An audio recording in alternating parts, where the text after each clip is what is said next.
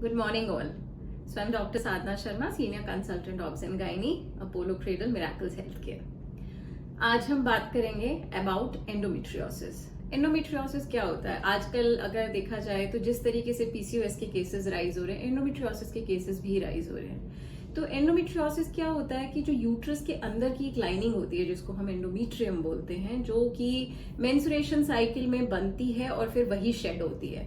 तो वो वाले टिश्यूज एक्टोपिक जगह पे हैं। एक्टोपिक जगह मतलब जो उनका यूट्रस के अंदर की जगह है वहां तो है ही, लेकिन इसके अलावा कहीं और भी उनके डिपॉजिट्स हैं, like on outer surface of uterus, fallopian tube, ovaries, कई बार इंटेस्टाइन, यूरेटर। इसको बोलते हैं एंडोमेट्रियोसिस।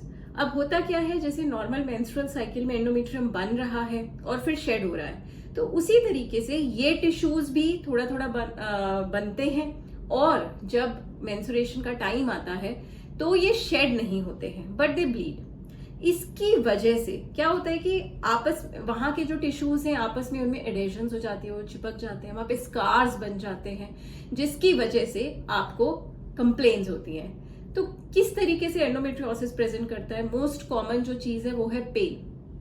तो आपको पीरियड्स के दौरान कई बार पेन ज्यादा होता है पेल्विस एरिया में, कई बार यूरिन करते समय काफी पेन होता है, कई बार आपको मोशन करते समय, पॉटी करते समय काफी पेन महसूस होता है। At times during your sexual activity you also feel pain. तो बेसिकली जहां पे उसके एक्टोपिक डिपॉजिट्स हैं वो उस अकॉर्डिंगली वो सिम्टम्स देता है। और जो सबसे कॉमन प्रॉब्लम जो हम फेस करते हैं, it gives rise to infertility. क्योंकि क्या होता है, सपोज करिए इसके टिश्यूज ओवरी में है, तो ये हर बार ब्लीड करेगा, फिर ये श्रिंक करेगा, फिर ब्लीड करेगा, तो हर बार एक थोड़ा थोड़ा साइज बढ़ता है और यहाँ पे ओवेरियन सिस्ट बनती है जिसको हम बोलते हैं एंडोमेट्रियोमा, जिसकी वजह से कई बार नॉर्मल टिश्यूज आपके कंप्रेस हो जाते हैं। जैसा मैंने बताया कि ब्लीड करते हैं तो आपस में एडेशंस हो जाती हैं। कई बार ट्यूब की जो ओपनिंग है ना, ट्यूब का जो ओपनिंग होता है वो क्लोज हो जाता है, जिसकी वजह से ओवम पिक नहीं हो, मतलब ओवम जो ट्यूब पिक करती है वो नहीं हो पाता है, या स्पर्म इधर से इधर ट्रैवल नहीं कर पाते हैं, and this a lady lands up into infertility. So the thing is that whenever there is a severe pain during your periods और during either of the activities, you must and must consult. या फिर जब आप pregnancy plan कर रहे हैं और आपको 2-3 महीने में रिजल्ट नहीं मिल रहा है, तो एटलीस्ट एक बेसलाइन इन्वेस्टिगेशन करवाइए, मिलिए, ताकि ये डायग्नोज हो सके। डायग्नोसिस जनरली आपका अल्ट्रासाउंड पे ही बनता है। एट टाइम CT स्कैन कराना पड़ सकता है फॉर मैपिंग। अगर साइज बहुत सिग्निफिकेंट है तो डेफिनेटली इसमें सर्जरी की जाती है।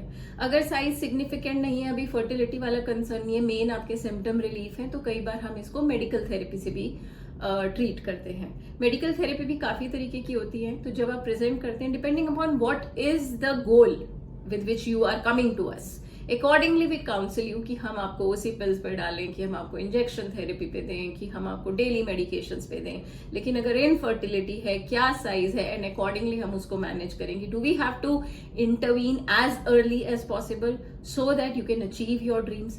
सो the thing is, basic thing is awareness.